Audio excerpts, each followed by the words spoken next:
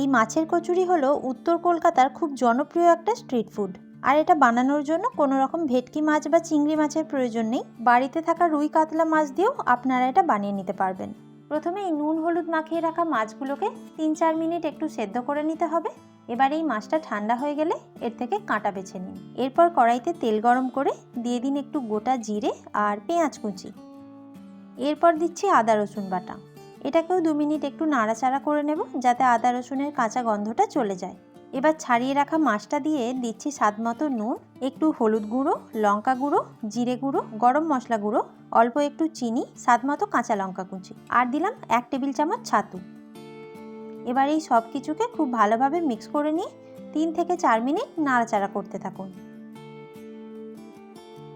সব শেষে দিয়ে দিচ্ছি একটু লেবুর রস। আবারও এটাকে মিক্স করে নিয়ে গ্যাসের ফ্লেমটা অফ করে দেব এবং এই পুরটাকে একেবারে ঠান্ডা হতে দিন। এবার একটা বাটিতে নিয়েছি 1.5 কাপ ময়দা, দিচ্ছি স্বাদমতো নুন, একটু চিনি আর 2 টেবিল চামচ সাদা তেল। প্রথমে এই সব কিছুকে একটু মিক্স করে নিতে হবে। এবার অল্প অল্প করে জল দিয়ে এটার একটা সফট ডো তৈরি করে নিন। প্রায় 7 থেকে 8 মিনিট অনবরত এটাকে মাখার পর যখন ডোটা এরকম মসৃণ হয়ে আসবে, ওপর থেকে একটু সাদা তেল মাখিয়ে নিচ্ছি।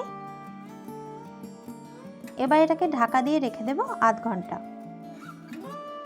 আধ ঘন্টা পরে অল্প একটু ময়দা নিয়ে এরকম বাটির মতো ছোট গোল করে নিচ্ছি।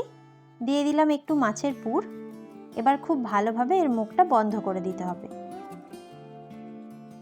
আবারও এটাকে গোল করে নিলাম। এবার অল্প একটু তেল দিয়ে এগুলোকে এক এক করে বেলে নেব। বেশ কিছুটা সাদা তেলকে হাই ফ্লেমে খুব ভালোভাবে গরম করে নিয়েছি। এবার এগুলোকে উল্টে পাল্টে ভেজে নিতে হবে। দেখলেন তো কত সহজেই তৈরি হয়ে গেল সুস্বাদু এই মাছের কচুরি।